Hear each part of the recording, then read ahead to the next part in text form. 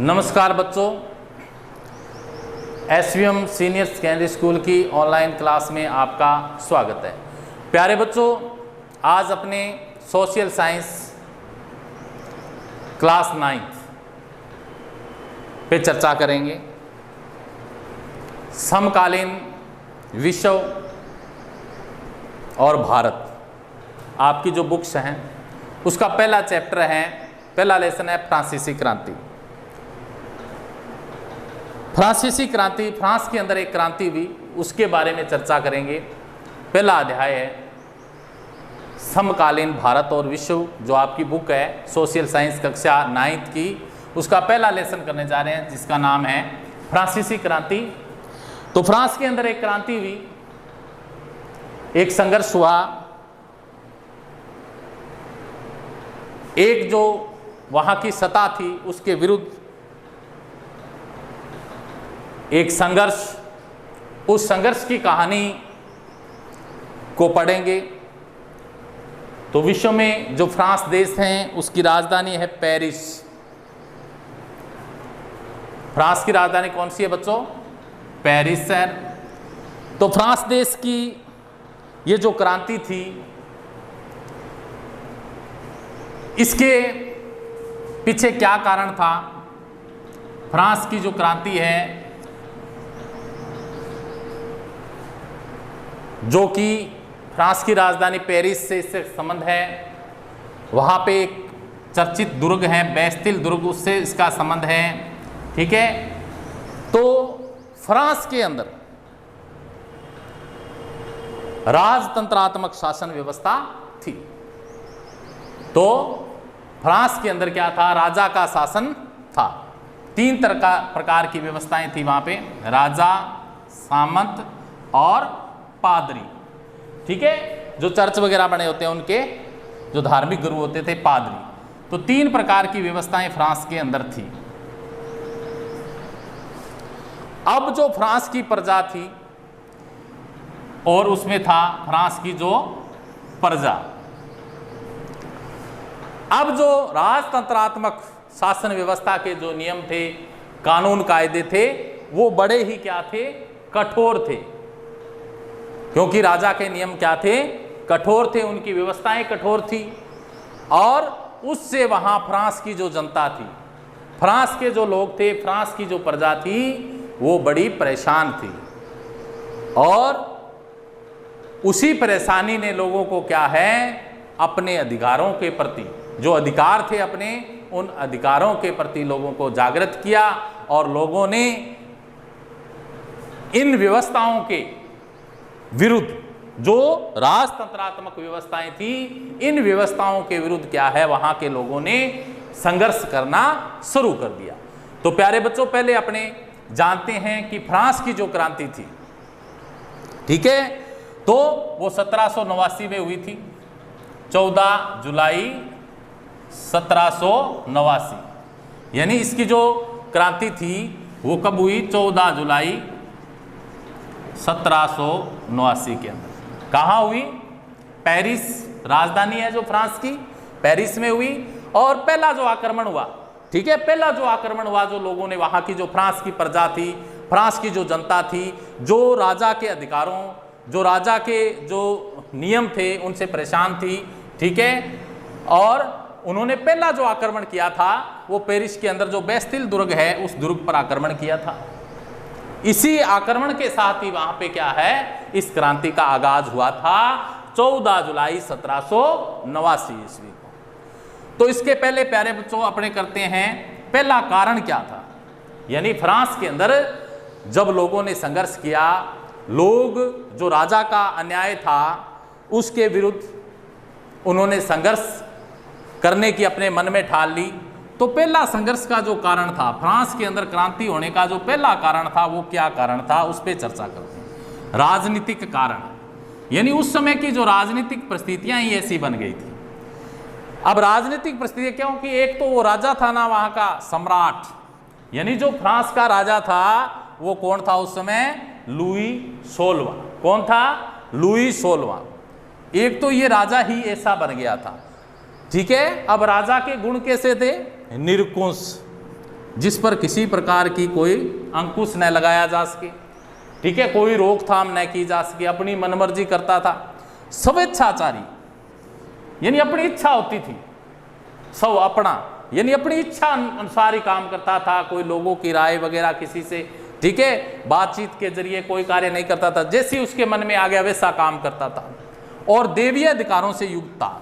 अधिकार कैसे कि मुझे तो क्या है, यहाँ पे देवीय देवताओं ने अधिकार दे के भेजे, राजा बना के भेजा है, ठीक है।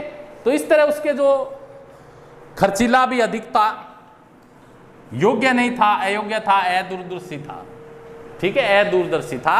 यानी ये जो स्थितियां थी, ये जो परिस्थितियां थी, इन परिस्थितियों से क्या थी, प्रजा परेशान थी, क्योंकि राजा अपनी मनमर्जी करता था, राजा निरंकुश था, स्वेच्छाचारी था, देवीय अधिकारों से युक्त था और खर्चीला भी था, अयोग्य था, दूरदर्शी था। और किसी प्रकार की एस्टेस्ट एक जनरल थी संसद, वहां किसी प्रकार की कोई बैठक, कानून कायदे बनाना, कोई प्रजा के लिए, ठीक है, योजनाएं क्रियान्वयन करना, ऐसी कोई बैठक नहीं बुलाता था। इस वजह से फ्रांस की जो प्रजा थी, फ्रांस के जो लोग थे, वो राजा से नाराज थे और राजा के जो ऐसी परिस्थितियां थी, राजा का जो ऐसा कार्य था, ठीक है, वो लोगों को पसंद नहीं था। इस वजह से लोग क्या थे, राजा के विरुद्ध थे, ठीक है। इसलिए राजा के विरुद्ध उन्होंने क्या है, संघर्ष करने की मन में ठान ली। तो प्यारे बच्चों, पहला क्या हुआ, राजनीतिक परिस्थितियां। तो पहला कारण क्लियर हुआ, राजनीतिक परिस्थितियों के अंदर जो राजा था, वो फ्रांस का राजा कौन बन गया, लुई 16वां बन गया, जो कि क्या है, उसमें वो निरंकुश था, स्वेच्छाचारी था, देवीय अधिकारों से युक्त था, खर्चीला था, अयोग्य था और अदूरदर्शी था। इसके बाद में दूसरा कारण फ्रांस के अंदर क्रांति होने का क्या था, सामाजिक कारण। यानी फ्रांस के अंदर दो समाज थे, फ्रांस के अंदर क्या थे, दो समाज थे। एक समाज था अधिकार विहीन, अधिकार विहीन समाज क्या था, जिनको अधिकार नहीं मिले हुए थे। एक था विशेषाधिकार, दूसरा था विशेषाधिकार, ठीक है, कुछ को तो अधिकार मिले ही नहीं हुए थे, इनको विशेष दर्जा प्राप्त था, अधिकार प्राप्त था।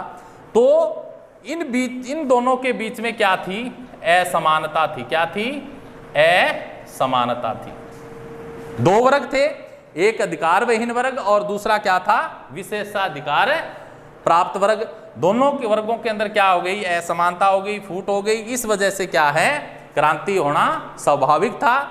इस वजह से समाज में क्या है, क्रांति हुई, मतभेद हो गया और मतभेद होने से क्या है, संघर्ष होना अनिवार्य था।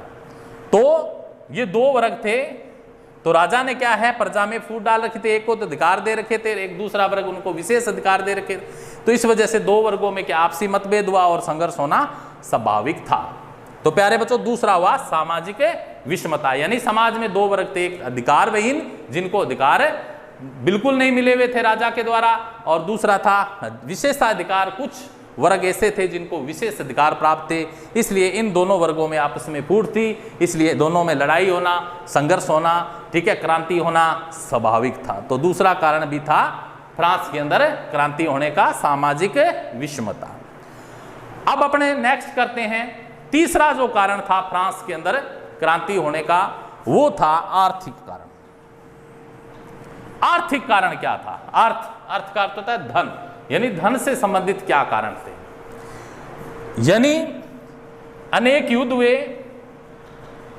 उन युद्धों के अंदर क्या है, भारी खर्च हुए, ठीक है। यानी युद्ध, प्रथम विश्व युद्ध हुआ 1914 में, द्वितीय विश्व युद्ध 1939 में। तो ये जो युद्ध हुए, इन युद्धों में क्या है, फ्रांस ने भारी खर्च किया। उस समय यहाँ का जो राजा था वो लुई 16वां था। लुई 16वें ने क्या है, इन युद्धों के अंदर भारी खर्च किया। इस वजह से फ्रांस की जो आर्थिक स्थिति थी वो कमजोर हो गई। दूसरी जो इसकी कर पद्धति थी वो सही नहीं थी। लुई 16वें ने प्रजा पर अनेक जो कर की व्यवस्था कर रखी थी अपने शासन काल में, तो वो जो टैक्स था, लगान था, वो लोगों पर भारी पड़ रहा था, लोगों को नुकसान पहुंचा रहा था। इसलिए फ्रांस के राजा से वहां की जनता नाराज थी।